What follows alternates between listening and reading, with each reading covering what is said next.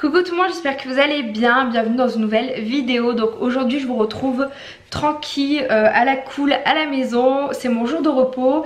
Donc cet après-midi je m'attaque à ma plus grosse activité de la semaine, c'est-à-dire préparer tous les petits pots de Paolo. Comme vous savez, voilà, si vous suivez mes vidéos, je fais tous les petits pots maison, que ça soit salé, sucré, même maintenant les yaourts. Et là cet après-midi je m'attaque vraiment aux purées salées. Donc je vais faire 3-4 recettes, je ne suis pas encore bien définie, mais voilà, je vais faire 3-4 recettes différentes. J'ai déjà tout préparé, tout est là autour de moi sur le plan de travail. Je me suis dit que ça pourrait être sympa de vous montrer un petit peu comment j'organise mes repas, comment... Enfin les repas de Paolo, pas les miens.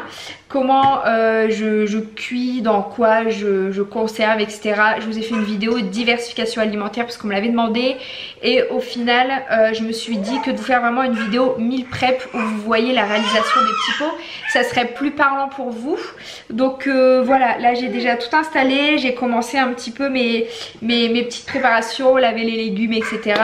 Donc c'est parti, je vous laisse avec le reste de la vidéo.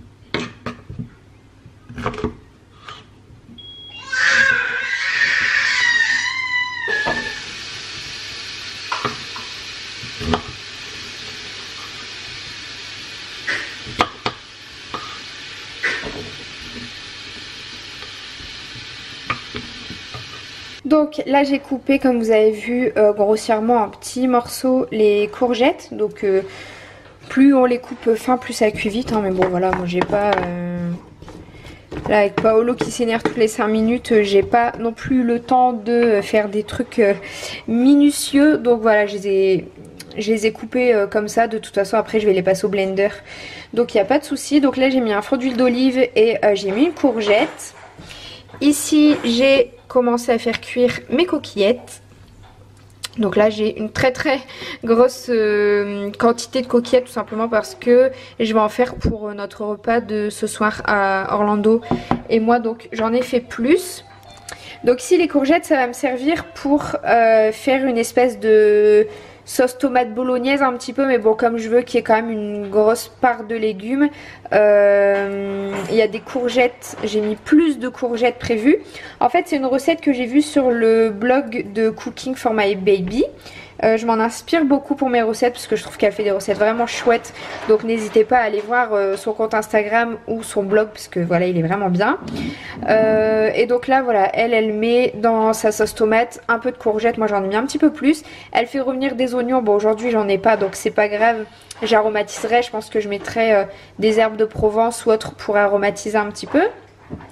Et donc j'ai fait revenir dans un fond d'huile d'olive. Voilà, moi c'est de l'huile d'olive classique que j'achète chez Lidl. Donc là je fais revenir 3-4 minutes et ensuite je pourrais y ajouter mes tomates. Donc normalement il faut mettre des tomates concassées en boîte, vraiment de la pulpe de tomates classique.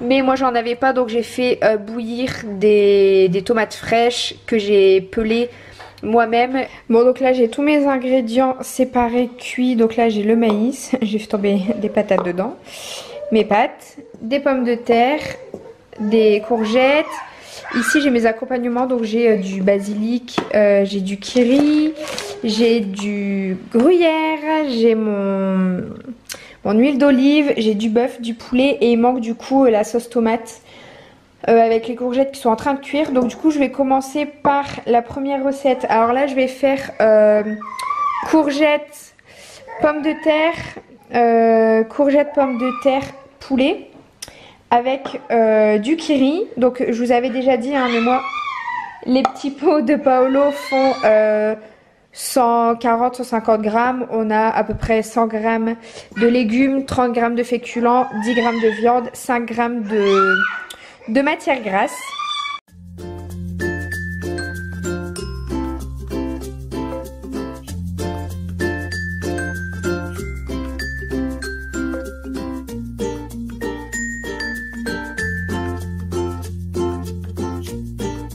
Là je vous montre, ça fait une purée vraiment lisse, très fluide, donc ça c'est nickel. Donc là quand j'ai fait ça, maintenant je prends mes petits pots, je prends ma balance et un par un je pose les petits pots et du coup je pèse pour que ça fasse à peu près 140-150 grammes de purée dans chaque pot. Donc là avec ça normalement je peux en faire 2.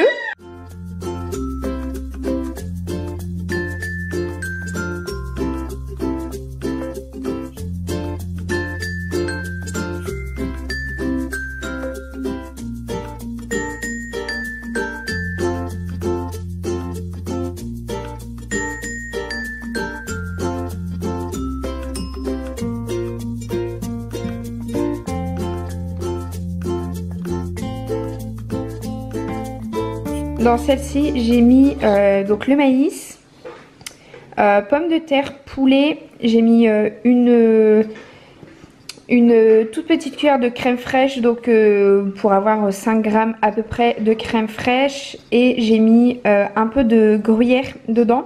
Comme ça, quand on fera chauffer, le gruyère va fondre un petit peu, ça va être super bon. J'ai bien mixé là par contre pour avoir une consistance assez fluide. J'ai dû rajouter de l'eau dedans parce que sinon c'était impossible, c'était beaucoup trop compact. Et ça fait quand même des petits, on a quand même des petits morceaux qui restent. Bon après là comme Paolo va sur ses 8 mois, c'est pas grave d'avoir des petits morceaux, mais voilà, je préfère vous prévenir que dans cette recette-ci, il y a quand même des petits morceaux. C'est pas une purée bien lisse comme celle-ci qu'on a fait juste avant. Donc là j'ai fait pour la quantité pour une seule purée. Comme il n'y a pas encore goûté de maïs et que ça a un goût quand même assez particulier, j'en ai fait qu'une pour éviter le gaspillage. J'ai fait qu'une petite boîte de maïs histoire de goûter ça. Ici, troisième recette, j'ai mis les coquillettes, j'ai mis le mélange courgette, tomates pelées, du bœuf haché et j'ai saupoudré un petit peu, je sais pas si vous voyez, mais il y a quelques petits morceaux de basilic. Donc j'ai mixé tout ça et je verrai en fonction de la texture s'il faut que j'ajoute, parce que j'ai pas encore mis de matière grasse. Donc je verrai en fonction de la texture un petit peu la matière grasse que je vais choisir. Pour les 2 purées précédentes, j'ai dû rajouter, donc j'ai mis la matière grasse, j'ai mis de l'huile d'olive, j'ai dû rajouter pas mal d'eau pour avoir une consistance assez correcte. Et là il me restait donc de la tomate avec de la courgette que j'ai mélangée, donc du coup pareil encore avec, je goûte en même temps, avec du basilic.